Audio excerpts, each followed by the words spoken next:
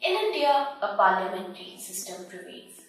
Here, the Prime Minister, elected by the majority party in the Lok Sabha, serves as the executive head, while the President holds a ceremonial position as the constitutional head of state. Conversely, in the United States, a presidential system reigns. The President not only serves as the head of state, but also as the head of government, elected separately from the legislative branch. While India sees citizens electing representatives to the Lok Sabha, whose majority party forms the government, the US employs an electoral college system to elect the president with a focus on states' votes. In India, a government can be dissolved if it loses a vote of no confidence, leading to midterm elections. Meanwhile, in the US, the president serves a fixed term unless impeached or incapacitated. These systems reflect distinct approaches to governance, with India emphasizing collective responsibility and the US accentuating the executive's power. In the United States, the government operates with three separate branches: the legislative branch, the executive branch, and the judicial branch. First up, we have the legislative branch embodied by Congress. This primary legislative body is divided into two chambers.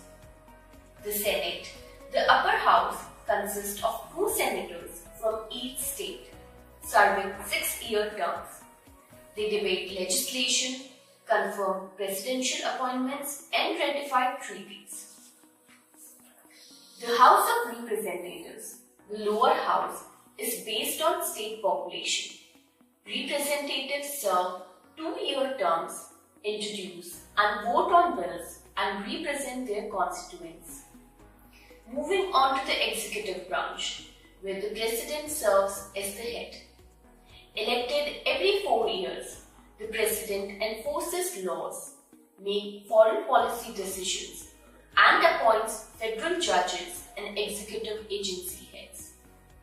The president's cabinet, composed of department heads, manages specific areas of governance such as foreign affairs and defense.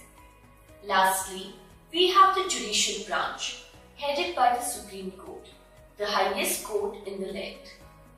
With 9 justices nominated by the President and confirmed by the Senate, the Supreme Court interprets the constitutions and reviews laws. Beneath the Supreme Court, various federal and state courts handle legal matters, including Circuit Court of Appeal and district courts. The US government operates under a system of checks and balances, ensuring that no single branch becomes too powerful. For instance, the presidents can veto legislation passed by Congress, but Congress can confirm or reject a presidential nominee. Meanwhile, the Supreme Court can overturn unconstitutional laws. At the heart of the judiciary lies the power of judicial review. The Supreme Court and other federal courts possess the authority to declare laws or presidential actions unconstitutional if they violate the principles outlined in the US Constitution. This power acts as a safeguard, ensuring that legislative and executive actions align with the Constitution, preventing overreach by any branch of government. The President also plays a significant role in shaping the judiciary through presidential appointments.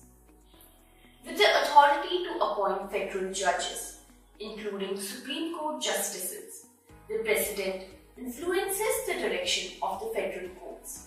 These appointments can shape legal interpretations and decisions for years to come. Moreover, the legislative branch, represented by the House of Representatives, holds the power of impeachment over federal judges, including Supreme Court justices. If a judge is found guilty of treason, bribery, or high crimes and misdemeanors, they can be impeached. The Senate then conducts the trial, potentially leading to the removal of the judge from office.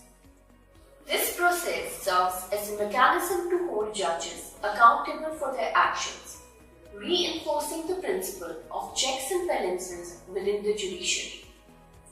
Furthermore, the judiciary acts as a check on the executive branch, ensuring that the President does not exceed their constitutional authority. When the legality or constitutionality of the President's action is challenged in the court, the judiciary evaluates them, maintaining the integrity of the Constitution and the rule of law. In summary, the judiciary plays a crucial role in preserving the balance of power in the United States, preventing any single branch from becoming too powerful and ensuring that all actions adhere to the principles of the Constitution. Now let's shift our focus to the 2024 US presidential election and the notable contenders from both major parties. Representing the Democratic Party is the incumbent President Joe Biden. Biden faces no significant competition within his party and seeks re-election amidst a challenging political landscape. His presidency has been marked by various domestic and international challenges, including high inflation and significant industrial policy bills. Biden's administration prioritizes addressing climate change, healthcare reforms, and advancing social justice issues. The Democratic Party generally leans toward progressive policies, emphasizing social welfare, environmental protection, and civil rights. On the other side, representing the Republican Party is the former President Donald Trump. Trump has effectively secured the Republican nomination, setting the stage for a rematch with Biden. The Republican Party traditionally advocates for conservative values, including limited government intervention, free market economies, and a strong national defense. As we approach the election day on November 5, 2024, the election is expected to intensify, with each candidate vying to sway voters with their respective platforms and visions for the future. The stakes are high, and the outcome of this election will shape the trajectory of the nation for years to come. Now that we have examined the contenders in the upcoming US presidential election, let us take a closer look at the major political parties and their membership. First up, we have the Democratic Party, known for its social liberalism and progressive policies. The Democratic Party boasts a membership of approximately 47.2 million members. In the 2020 presidential election, their candidate Joe Biden secured 81.3 million votes, clinching the presidency. Democrats hold 51 out of 100 seats in the Senate and 212 out of 435 seats in the House of Representatives.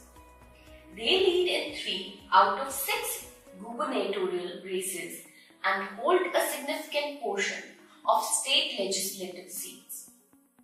On the other side, we have the Republican Party, known for its conservatism and free market economics. Founded in the 1850s, the Republican Party has a membership of approximately 25 million.